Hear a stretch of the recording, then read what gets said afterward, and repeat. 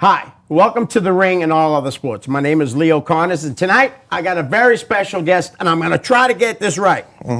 The longest independent wrestling title reign in wrestling history is the Granite State Champion, my guest, Tough Talk Tony Spencer. Thank you for coming on. Oh, the pleasure's all yours, Leo. Absolutely. It is, and it really is. Now, I just want to quantify that for everyone at home. That is an approximate reign of 3,593 days. It's impressive. I'm well on my way to beating Bruno. Wow. That's crazy. Yeah, it is, to even right? think like that. Wow. I do. I mean, I think when people speak about wrestlers who've had an impact as far as lengthy title reigns go, they're going to mention Bruno Sammartino. Right. They're going to mention superstar Billy Graham. They're going to mention Macho Man Randy Savage. And they're going to mention Tough Talk Tony Spencer, all in the same breath. And now that I know this, you will be the number one eventually. Oh, absolutely. Yeah. As a matter of fact, I've actually commissioned locally for a brand new Granite State Championship. There is a Metalworks somewhere. And of course, I can't reveal my crafters. That's a trade secret. Absolutely. But I did get the people that Ted DiBiase used. Okay. Not for the $1 Million Championship, for other projects. Right. But they're located right here in the great state of New Hampshire. They're making me a brand new Granite State Championship belt, and hopefully I'll be debuting it soon. Nice. That's great. Maybe you can debut it here. Oh, absolutely. You know? If this goes well. I hope it does. Right? It should. But we're going to get right into it. Where'd you grow up? Well, I'm originally from Rancho Cucamonga, California. Okay. Rancho Cucamonga, I'm sure someone of your, what's the polite way to say this? Statesmanship. Yeah. Someone of your generation is familiar with Jack Benny, whose old call was last stop Cucamonga. That's exactly where I'm from. Nice. Actually, I just recently took a 23andMe DNA test and found out my true parentage. My parents were not who they say they are. Wow. I'm actually much like Jon Snow on Game of Thrones, I am somewhat royalty. My real father is a little named Jumbo Tsuruta. My mother, Lady Diana, Princess Diana. Apparently there was a tryst on a European tour. Right. No one was privy to it. I recently learned of my heritage myself. This actually puts me 27th in line for the British throne. Nice. It's pretty fascinating. There it is. So I could see it. I mean, I think that the crown jewels are something that are definitely in my future. Absolutely. Did you ever see the Crown Jewels tag team back? You brought up the Crown Jewels, Jason Rumble and Darling Damon. I've heard of Jason Rumble. I've met Jason Rumble. Okay. No, I'm just saying the Crown Jewels was a great tag team. I just figured I'd throw that. You know what the thing is, too? I think the most important thing about a tag team is you got to have a good name. Right. I feel like almost all the good names are gone. So when people stumble upon a great name, you really gotta cinch that thing in. You know. Absolutely. When did you first see pro wrestling?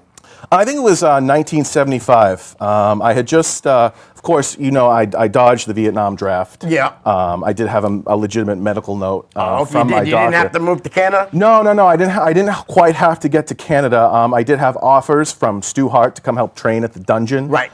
Stu really respected me as a shooter.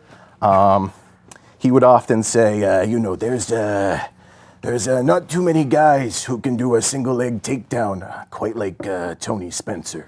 And this is a direct quote from Stu. It's actually in Brett's book on page 32. Nice. He does talk about me in great length. Okay.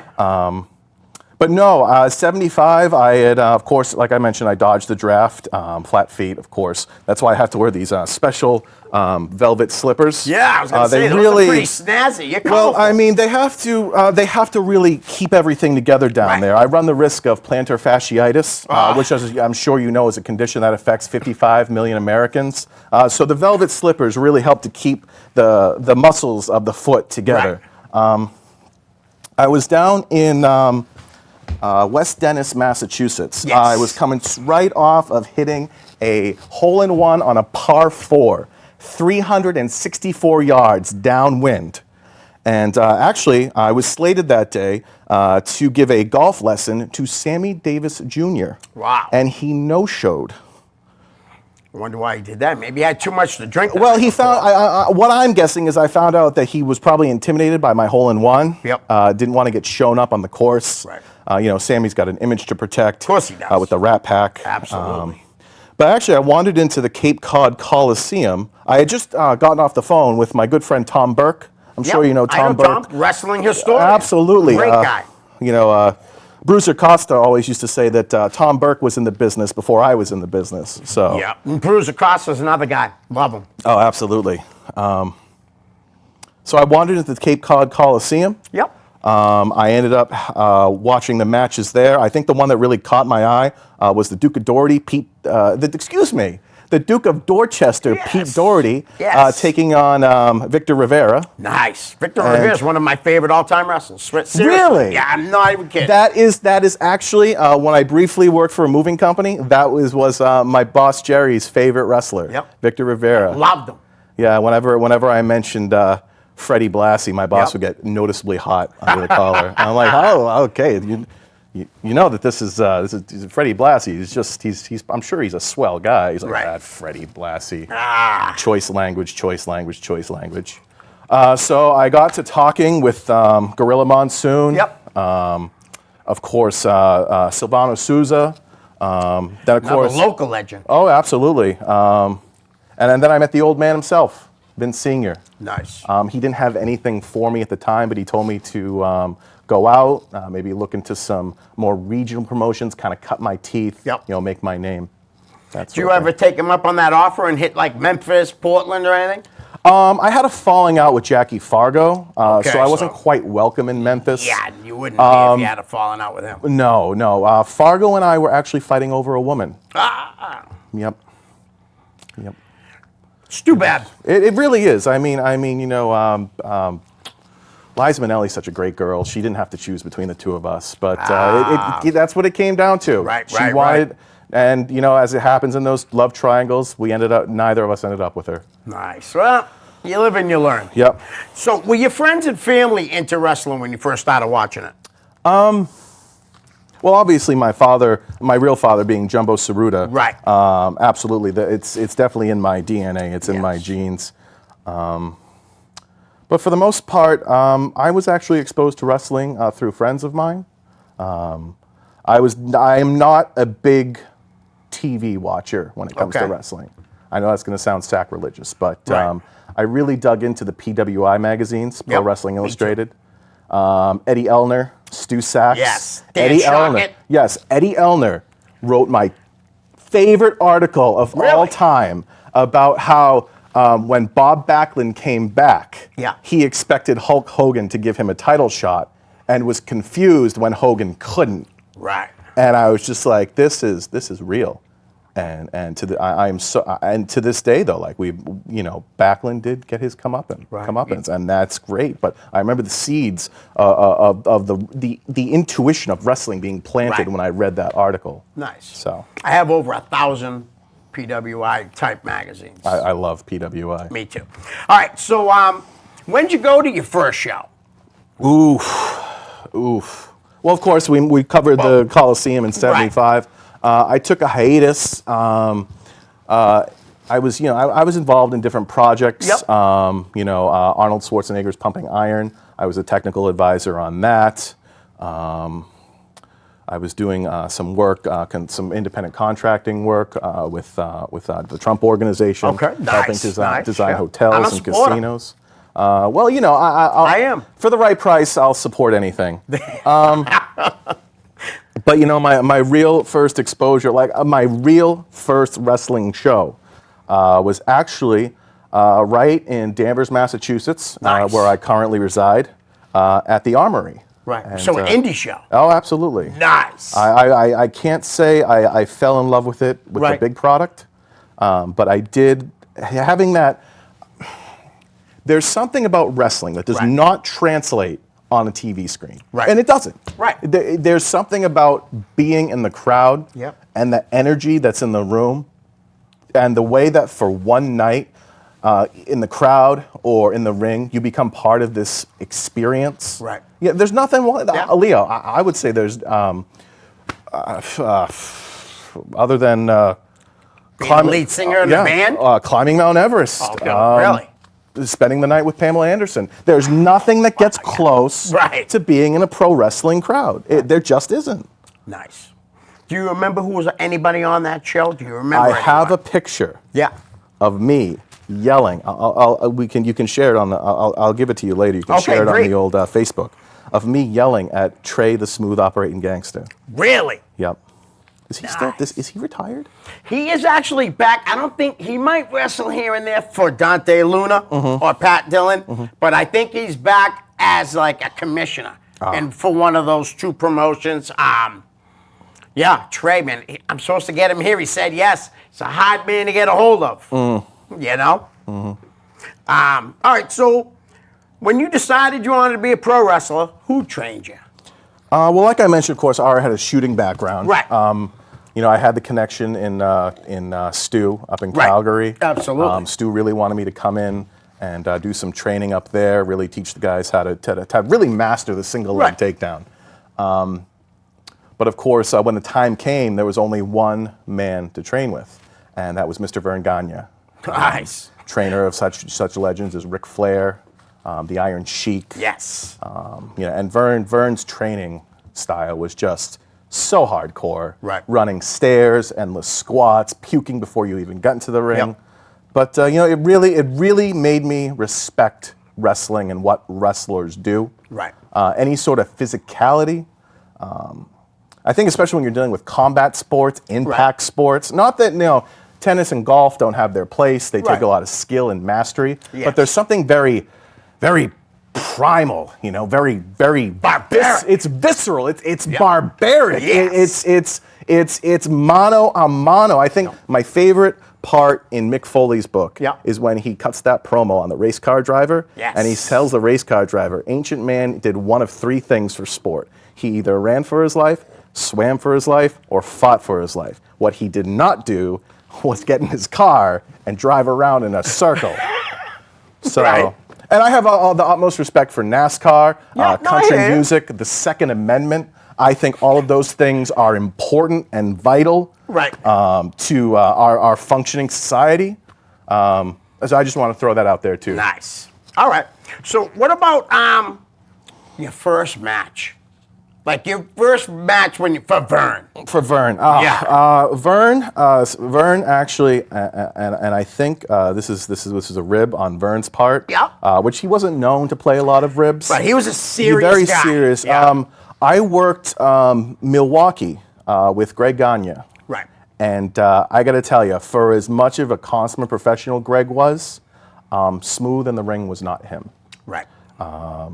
He just didn't have the athletic prowess of the old man. Right. I would say, but I did learn a lot wrestling with Greg. Yep. I did learn a lot about positioning, playing to the crowd, how to really work a hold, grab a body part, and just wrench it. Right. So it was a learning experience. There are a lot of guys there that took me under their wing. Baron von Raschke. Nice. Rock and Roll Buck Zumhofe, who, as you know, is in a lot of trouble these days. Yeah, I'm hoping maybe one of my favorites, Jerry Blackwell. Oh, absolutely.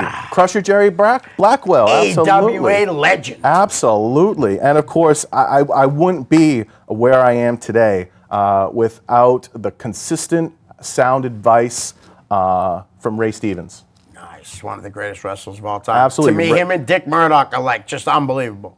Right, and I don't think Dick Murdoch gets a lot of the credit that he should. No, but he does by a lot. He does a little bit, but he's definitely is underrated when it comes to that. But everybody that's wrestled with him or against him say the same thing. Him and Stevens were just unbelievable. Right. Could adapt to anyone. All right. So when it was time to leave Vern, did he help? Didn't back then in the days you had a start when you came into a territory, you had a start date and an end date already. With Vern, it was about that. Right. It was about that. He knew that there was, and I don't want to crap on where I come from. Right. I'm definitely not the kind of person who throws people under the bus. But I knew I was bigger than Vern. Right. And I always knew I was going to be bigger than Vern.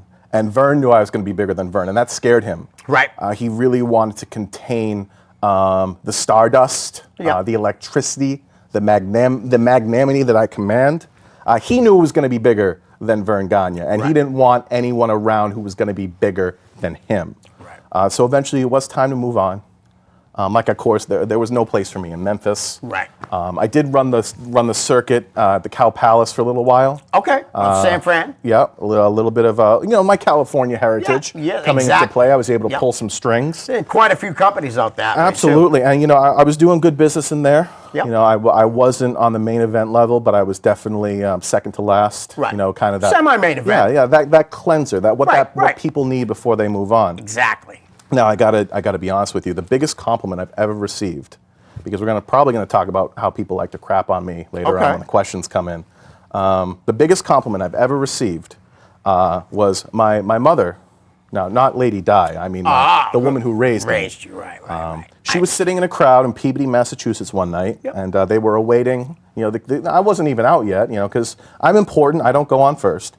And there were two 8-year-olds in front of her who one turned to the other and said, and I've never known my mother to be a liar, Right. an embellisher, but never Okay. a liar.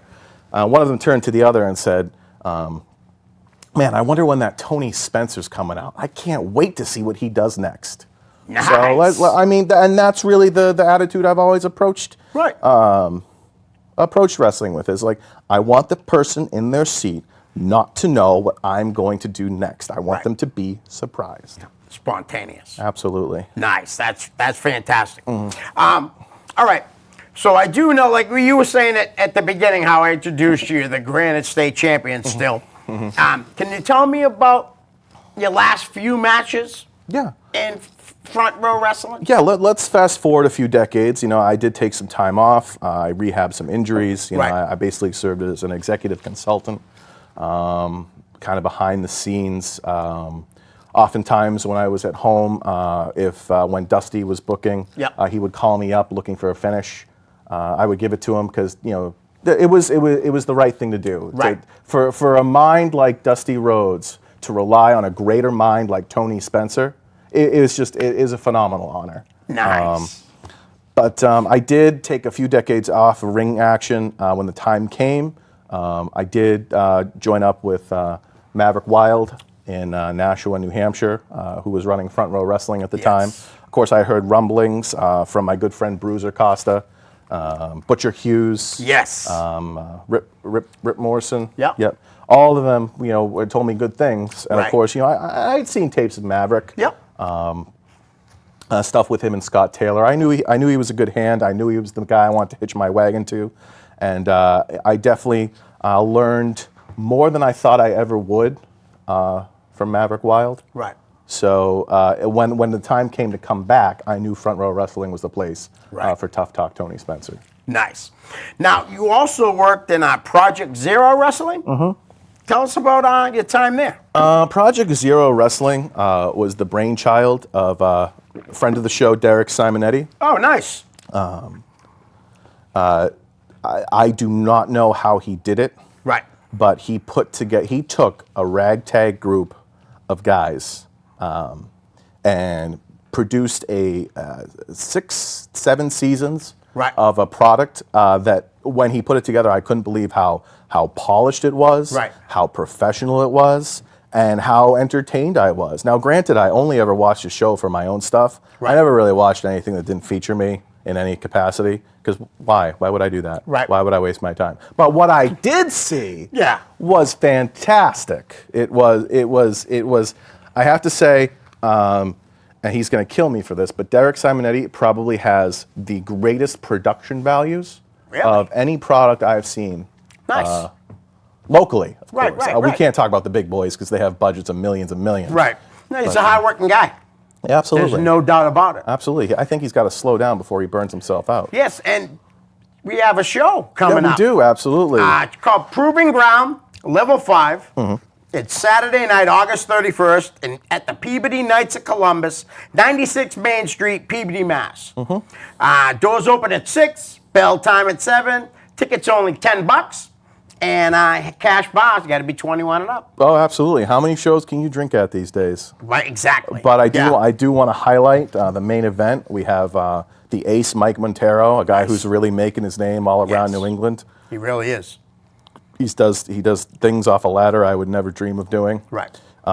Derek Conway Yep. will be facing him for the Okay. Proving Ground Championship, which might I add is a beautiful championship. I think it's so well designed. Yeah, it is nice. It's very pretty. I am such a fan of pretty championship belts, and that really is one of the top 5. Probably right after the Winged Eagle. Okay. Absolutely. Yeah.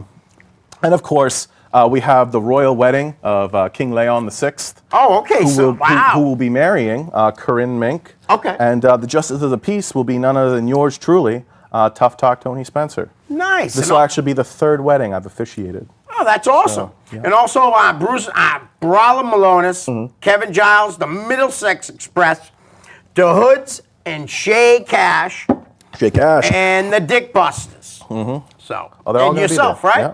Are Yep. you booked on the show? I am the Justice of the Peace. I'll be Okay. providing color commentary. Nice. Unfortunately, I wasn't able to procure a featured spot on Yep. this show.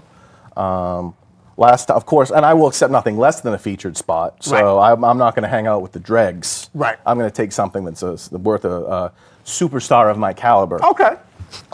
But of course, the last show we ran, PBD, we did very well. That was level 3. Yeah. Where I took out what's his name of the Main State Posse, Alexander Lee. That was okay. that was actually honestly one of my favorite matches. Was with Alexander Lee. Okay. He's really good. Yeah, I met him not too long ago when I went to my first Limitless show. Yeah. Listen, let's get into the fan questions. And Oh, yeah, first absolutely. and foremost, Joey Eastman. I feel bad like even asking this, but I know you're not going to hold it against me. Right. It's not your Will question. you ever get good?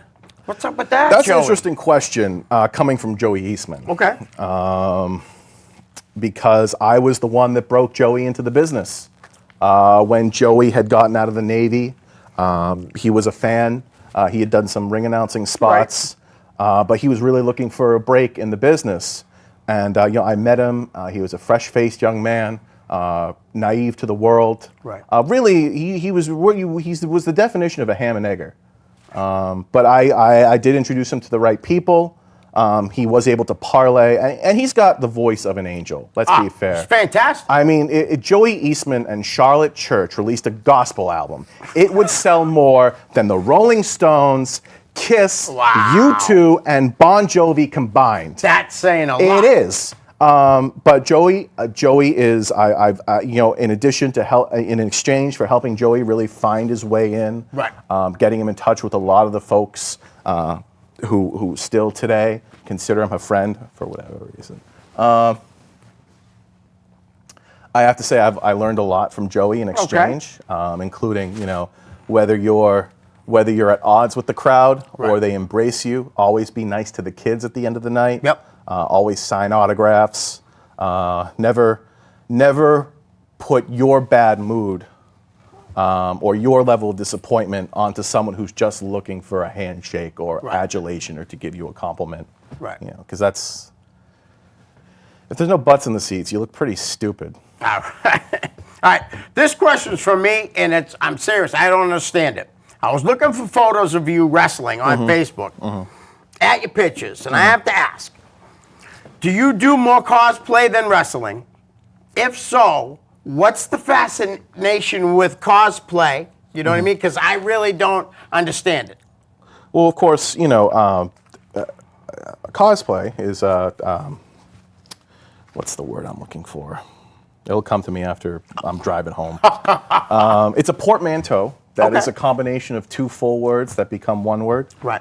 It's the abbreviation of costume play. Of course, originated in Japan. Anime conventions, folks would dress up as their favorite characters, take on certain attributes. And when I went to my first nerd convention in Year of Our Lord 2011, I dressed up as a character from a anime known as Hetalia. Okay. I was Grandpa Rome. See, the anime itself is a personification of different countries. Okay. And they kind of recreate historical events. Yep.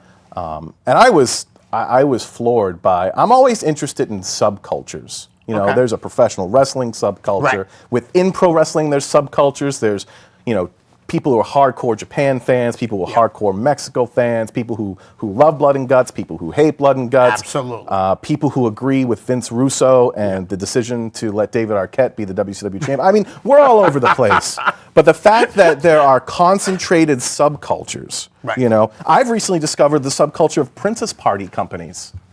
Now, if you think wrestlers are dramatic, okay, there are companies, Right. just in New England alone, Yeah. that compete with each other to provide costume princesses for children's birthday parties, and they are so catty, dramatic, and cutthroat. I don't think that wrestlers survive in that environment. Right, You right. think wrestling is dramatic? You think the stuff I'm saying to you is dramatic? No, costume Disney look-alike princesses. It's insane. Yeah. But the appeal really is you get to live vicariously through a Right. character. You get a lot of attention. Professional cosplayers are sometimes paid to be at conventions. They sometimes get sponsored endorsements. Oh, wow. It is a big thing. Yeah, It's cool. really blown up over the past couple of years too. Right. And I mean, I understand, like, especially when you go into like Comic Cons and stuff like that. Right. You know. So, Yeah. so I did understand it a little bit, but thank you very much for the answer. Dan Tanaka, can you please tell the story of being set on fire? The whole thing.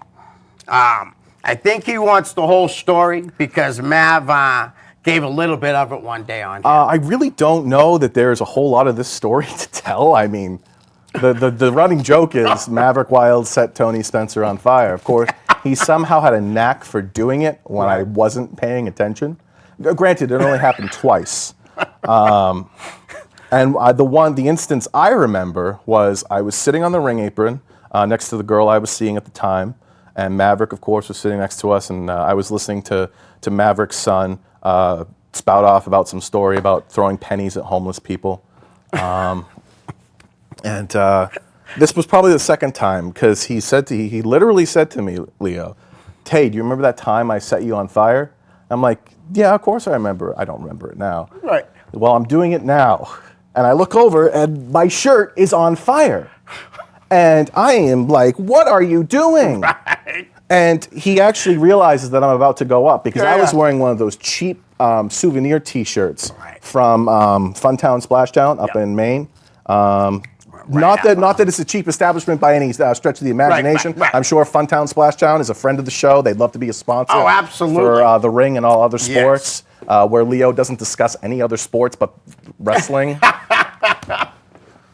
When we talk about curling, Leo, Yeah. damn it. Let's go. I know curling. I don't. Anyways, so Maverick realizes that he set me on fire.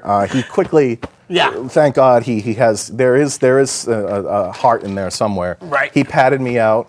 I do regret to inform Mr. Maverick Wild and yourself that particular shirt he set on fire, Funtown Splashtown no longer offers. They don't do the long sleeve Excalibur shirts anymore in that Wow. particular color.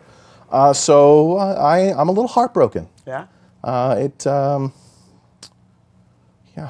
Do you think Mav owes you a shirt or something?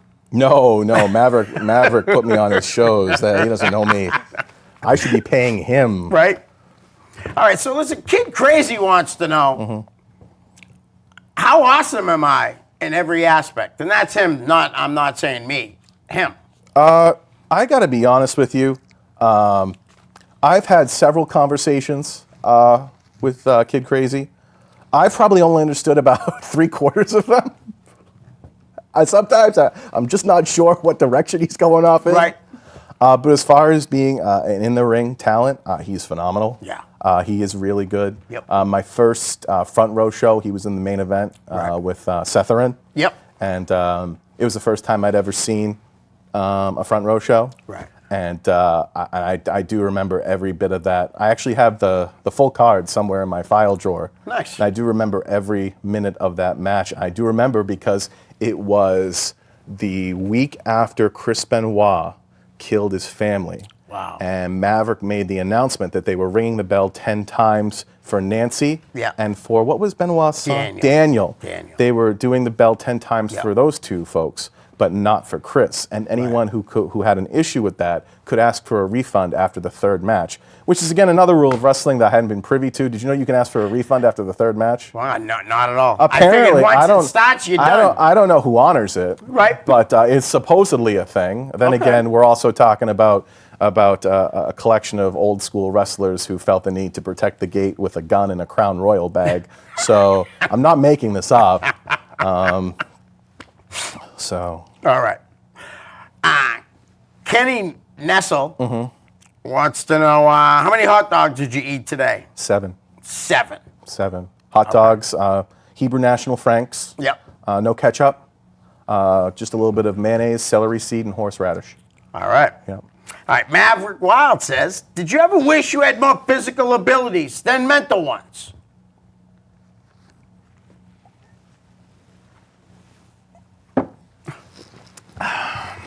Ladies and gentlemen, at this time, I really do want to promote friend of the show, Omaha Steaks.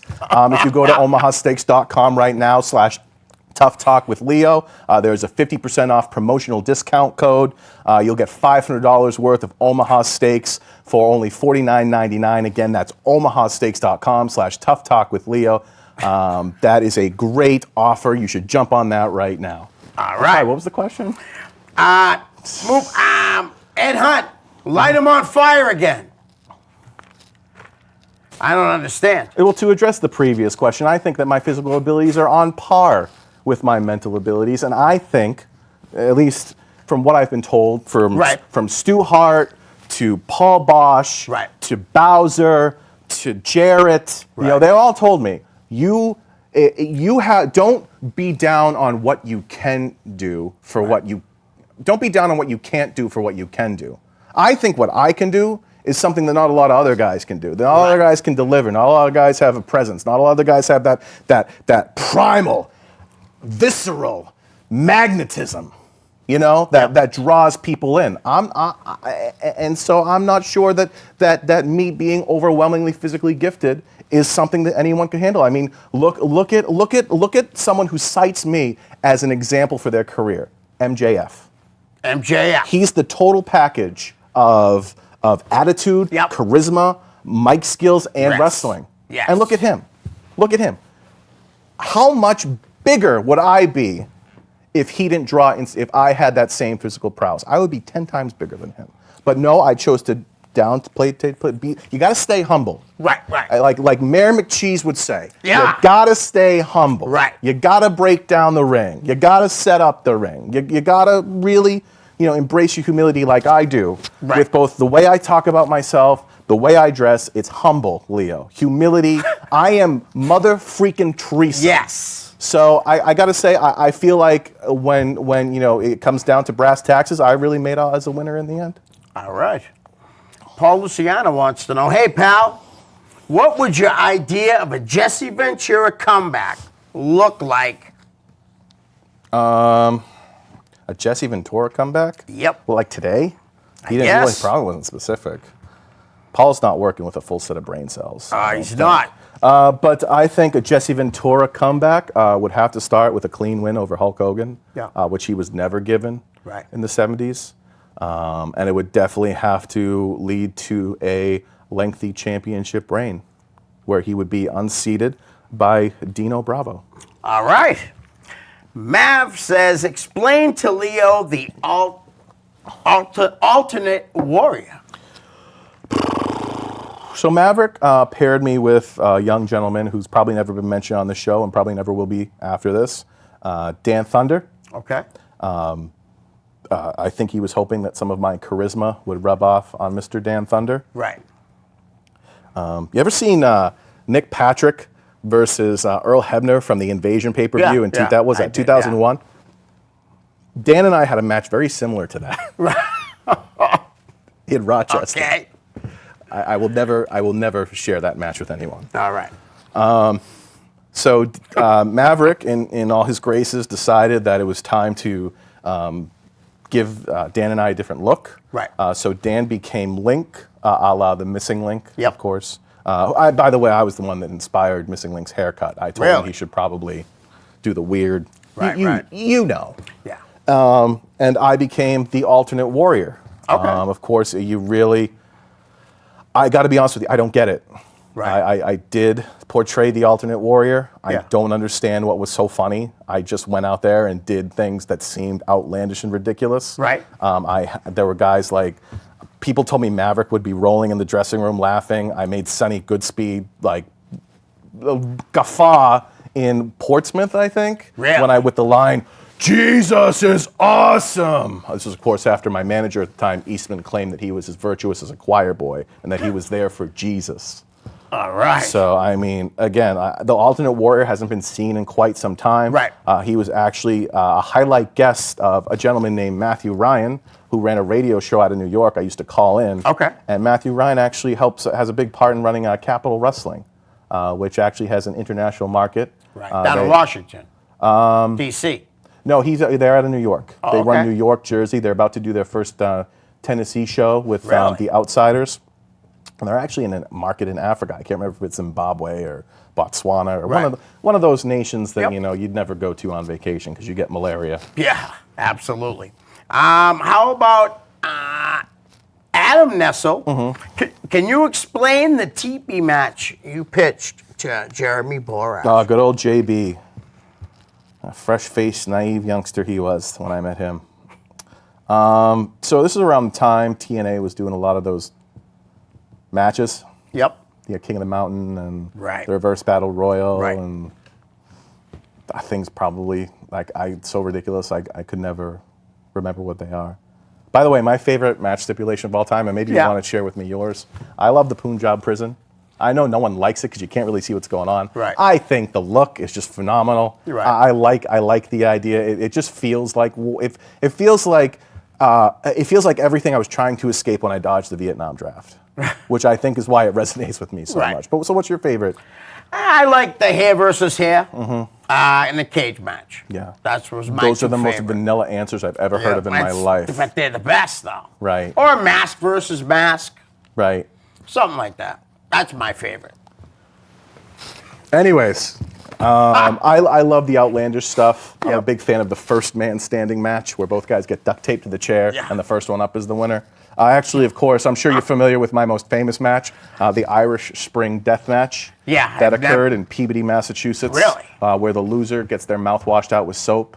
That's my specialty. I've never won one. That's my specialty match. I was just going to say, had your mouth But the washed out? Teepee of Doom death match Yes. is patterned after that time in TNA where they were doing ridiculous matches. I envision 6 sides, but Right. it could be done with 4. Okay. We do have to be, in wrestling, we do have to be flexible. We do Right. have to be, sometimes we got to take the world championship off somebody in a less than scrupulous manner. Yep. So around each post has a pair of moccasins. Okay.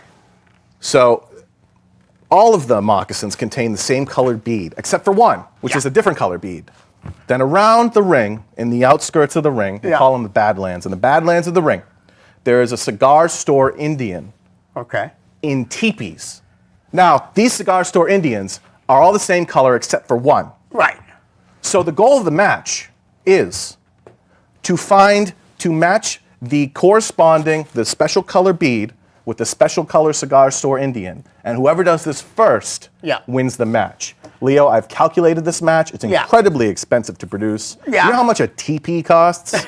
Now, I think there's another reason that the native, I'm not saying that line. Yeah, no. Let's leave that. So listen, Paul Luciano says, so if you, Tough Talk Tony Spencer, had to face off against an Attitude Era Undertaker and Kane, which current wrestler right now would you pick as your tag team partner?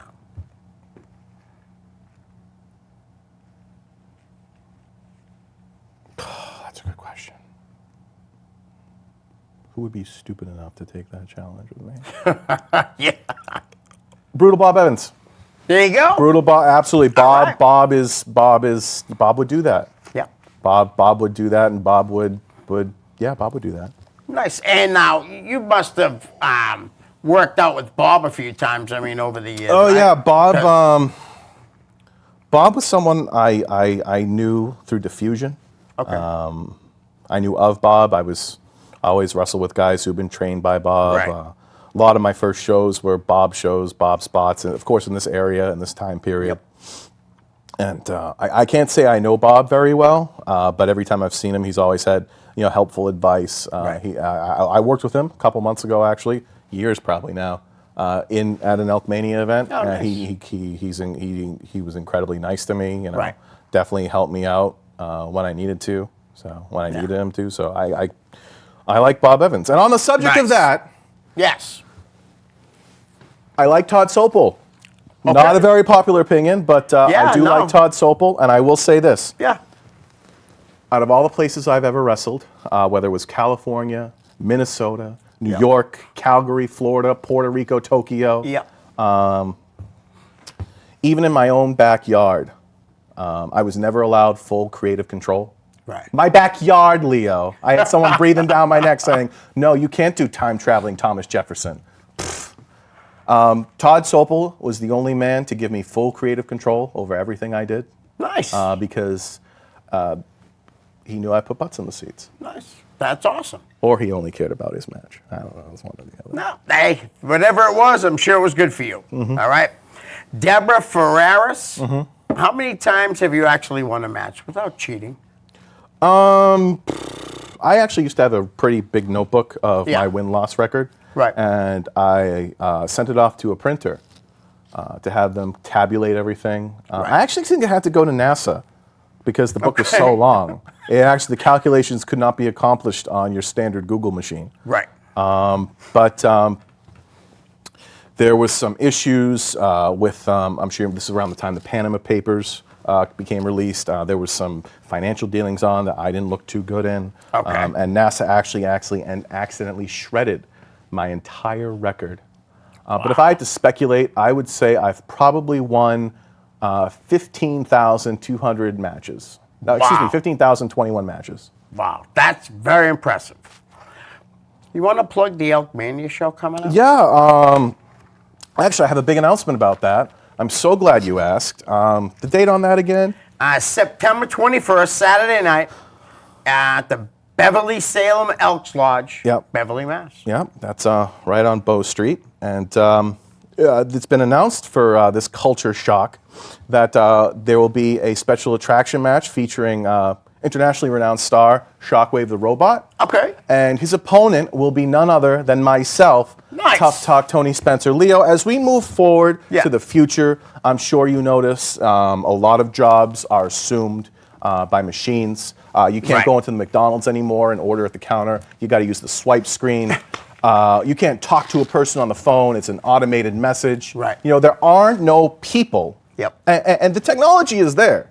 You know that self-driving Right. cars are on the road, right? There goes the trucking industry. There goes taxi drivers. Right. There goes people who make their living off Uber and Lyft as independent contractors. Yep. It can all get flushed away. And the board of directors at Elkmania are going to invite a robot into professional wrestling. No, I know he's already there, but why is he coming in to our turf? What don't happened know. to the blood, sweat, and tears of flesh and blood men? Right. Could a Right. robot paint a picture? Can a robot sing an aria? Could a robot assemble a suit like this one? That is impressive. I don't think they could, and that's Right. why I am not only going to defeat Shockwave the Robot, I am going to dismantle his hard drive, I am going to erase his programming, and I am going to make him into nothing more than a decorative soap dish. Which, by the way, once it's fashioned, I will carve your initials in it. You can put it on your vanity sink in your bathroom, and you will always have that memento. Wow. Thank you for thinking of me that way. You're welcome. Let's play the name game. Absolutely. All right. Master Flesh. He's his own dude. Yeah. He definitely was always willing to get in the ring with me. right. Hits like a Mack truck. Yeah. If he clotheslines you, he's really gonna send it. But Paul's a good guy. Okay. Paul knows who he is. Right. He's very like most things in wrestling. It's not a gimmick. It's not. Right. That is who he is. Right. With maybe a few embellishments here and there. Right. I do remember my favorite story about Master Flesh was when he and Maverick had a strap match. I believe it was in Claremont, Yeah. and they're whipping each other, whipping and whipping. And And Paul just gets up, Flesh gets up, and he smiles at Maverick. He goes, "Don't you know you're only making me stronger?" And I'm like, I would have walked out of the building at that Right. point. But Nice. All right, Christian Angus. another guy who I learned a lot from. Have you Right. had him on the show? No. Oh, I'm surprised. No, and I want Let me him. ask you this: have you had Yeah. Tom Burke on the show? Not yet. Really? Yeah. I talked to him about it at the Hall of Fame. So You're I'm hoping. slacking, Leo. Nah, man, I do so many other things, man. I got another show I do. You know what I mean? Family commitments, you know? Listen, you can spend a week not making chicken wings with Sonny Goodspeed and have Tom Burke on the Oh, show. Christ's sakes. Let's get, do you have his he's still on Facebook, right? Yeah. All right. So, people know how to make spaghetti, Leo. You and Sonny don't have to tell them how. Oh, yeah, nah, believe me, the way I am as a chef, please. All right. So, Christian Anger's another Yeah. guy, very solid in the ring. Right. Very much, he definitely has a love for wrestling. Yep. That, you have to. Right. But he has a fantastic wrestling video collection. He is just all about, he's a very good tactician. He's very good at taking apart holds and Right. analyzing matches and picking and choosing what worked. Actually, the second main event I ever saw with Front Row Wrestling was him versus Handsome Johnny oh, nice. in Claremont, New Hampshire. On the list, too. Yeah. Nice. How about Shane Sharp? Shane Sharp. Shane Sharp is, again, that was a guy who really got me into Mavericks Right. back in the day. I do want to go on record as saying when Derek Simonetti told me that I was too nice Right. to be part of the New England pro wrestling scene, it was Shane Sharp who gave me that opportunity Nice. to prove Derek Simonetti otherwise. Right. And this is not a knock on Derek. Yep. Despite his gruff exterior, he is a softie at heart. He's not Right. going to like me saying that, but he is. Right. But Shane Sharp really, he was somebody to look up to. Okay. Even though I had my years in, Yep. I didn't have my years in here. Right. So he kind of gave me a role model Okay. to emulate. Nice. All around good guy. Probably too nice for wrestling. Johnny Vegas. He did a tough talk with you, too, I think. He did. Johnny's phenomenal. Yeah. Johnny's actually training guys still.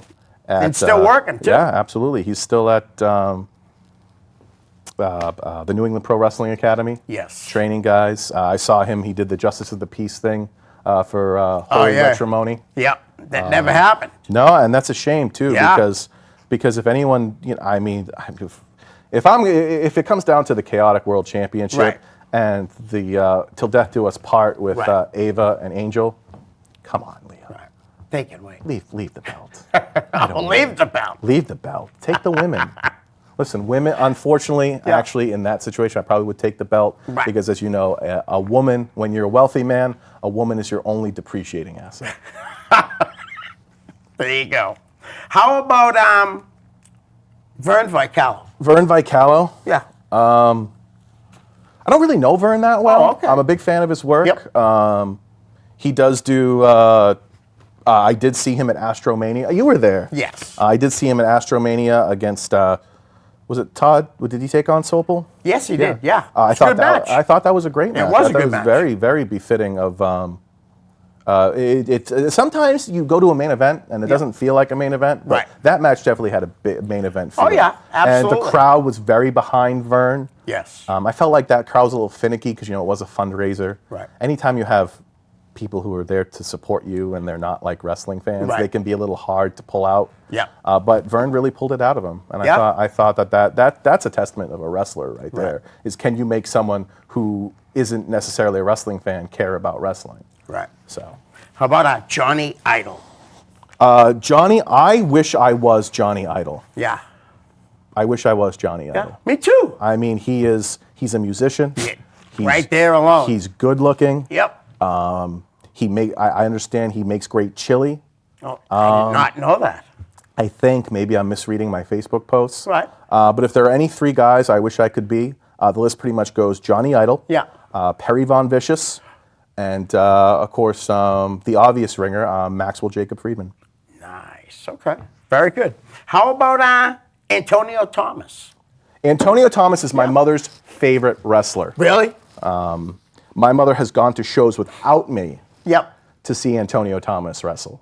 Nice. As a matter of fact, I do want to give props to Antonio Thomas and Sheldon Goldberg. Yeah. Because my mother did, when my mother and I drove all the way out to Chicopee, Massachusetts one night. Yeah. And Antonio came out and he gave my mother a big hug. He gave her a kiss on the cheek and put his ring vest on her. Yeah. And that was so cool. Like, That's he didn't awesome. have to do that. Exactly. He didn't have Yeah. to, but he did. Right. I'll never be the talent Antonio Thomas is when it comes to wrestling. Right, right. But for him to do that, Yeah. I remember things like that. You know, I Exactly. remember things like going fishing with Maverick, who I guess he just posted his shoulder hurts so bad he can't go fishing. Yeah, right I now. saw that too just before I left the house. I remember things like Johnny Vegas's father. Johnny Vegas's father, Yep. who I'm told was a professional stage hypnotist in Las Vegas, pulled me Right. aside the first night after I did the Alternate Warrior, and he said, you know, he's like, you got something. He's like, I've been in the stage business a long time, and there's something about you that other people don't have, and I just want you to know that. And to come from a non-wrestling guy, because I Yeah. knew he wasn't after anything. He wasn't trying Right. to butter me up for any reason. Or maybe he just thought I was, you know, special needs and felt bad for me. I'm sure he thought you were good. How about Atlee Green? Atlee is responsible for my favorite match of all time, the Irish Spring Death Match. Yep. Atlee consistently has always held a spot for me on the Elkmania shows. He doesn't have to do that. Right. I'll be 100% honest with you. I'm 33. I'm not going at a full grind anymore. I'm not at practice 2 days a week. I was never at practice 2 days a week. I'm not even at practice 1 day a week. Right. It's not like I'm wrestling a full schedule. Yeah. So the fact that Atlee does keep me a focal point of the Elkmania shows is Yeah. nice. But he is responsible for taking part in the Irish Spring Death Match with me. We had a lot of fun. I got to say, I am probably the only man in that particular. I think it was 2011. Yeah. I'm probably the only white man to whip a black man in Massachusetts in 2011 and get cheered for it. Right. That was a little weird. Yeah. Or it's kind of a progressive state down there. I know it's different up here in New Hampshire, of course, being the Grand State champion. But we had a lot of fun. I think we actually burned the crowd out so much that we were the second to last to the main event. People got up their coats to start Really? leaving. And I think that was probably one of the only times Todd Sopel was mad at me for burning the crowd because I went too long. Right. And him and John, you remember Johnny Cromwell? No, I don't. He was a guy who was trained by Bob. Okay. Him and Cromwell had to work 10 times as hard to get the people to come back into their Wow. seats. All right. How about Ryan Andrews? Ryan Andrews is this guy I know. Yep. He's the one who actually introduced me to Derek Simonetti. Okay. So he's the one who helped to really get me involved in this scene. I mean, I Right. was already a name, but I wasn't really, you know, like I said, I was on the outskirts. I kind of consider myself, you know, I was working on other projects. You know, of course, you know, I've been busy the last few years too. I remember when I went, I was a guest down at WrestleMania 24, and I actually proofread Ric Flair's retirement speech for him at the Hall of Fame. It was an emotional night for Rick. It was an emotional Right. night for me. Of course, we had you know, wine, women, and booze for a few decades between the two of us. He actually married. One of his wives Yeah. was actually a former fiance of mine. So I've got that connection Yeah. with Ric Flair. That connection, you know, that connection. Yeah. But Ryan really, he anytime I need a riding buddy, Yep. because it's so boring to drive to wrestling Right. shows by yourself. Ryan's absolutely. a willing accomplice. So yeah, that's he's Nice. not a bad dude. Okay. How about Chase Del Monte? Oh, I don't really know Chase. Okay. I mean, I know he's a big name on the scene, Right. Okay. but I'm not really personally acquainted with him. All right. Who was the Grand Wizard in Front Row Wrestling? Wasn't that a group of, I believe, don't know. I'm speculating here, that was a group of fans that were really present on the old Front Row Wrestling message board. Right. And they would come to shows, and they were fans with their own gimmicks. This was around the time, too, of the prevalence of the Burning Hammer. Were you ever part of the Burning Hammer Nice to message read board? it. Yeah, the Burning Hammer message board. Yeah. The local, I never posted. I used to just I read it. always think of him in the same vein as the Gray Ghost and Jack Diamond, just guys Okay, who were yeah, super yeah. fans. Yep. But I think one of his conglomerate he got in Bruiser Costa's face one night, Really? and Costa called him that word that you don't call Spanish people. Yep. And Yep. wow. Yeah. Bad news, huh? Well, I mean, I would never do it. but Right. It was, Exactly. No, I hear you. But I think that was a little. I never really kept my finger on the pulse like that. Right. Those super fans did like to really heckle me. Yeah. I actually have in my photo album at home. I'll have to show it to you. It's online somewhere. Yep. When I was campaigning for my shot against the Granite State Championship, I released an image of me against an American flag, Okay. and it was some sort of promotional phrase Right. that doesn't come to mind right now. But what they did was they put a large man in a diaper over my face and said, "Tony Spencer for diaper trainer." Nice. Making money? Did you make any money doing that? Being a diaper trainer? Absolutely. I've potty trained the best of the best, Leo. All right. Real quick, we got less than a minute. Has Jason Sanderson, Wolfman, was he around when you were? at all? I've talked. I actually, the first time I ever met Wolfie was the night that I got thrown. My first match against Shane Sharp. Yeah. I was thrown out of the ring up in way up there in not Colebrook. Way up there though. All right. I got thrown out of the ring, and because Maverick said I have 3 left feet, Right. I actually kicked somebody's grandmother in the face on my way out. So she was fine.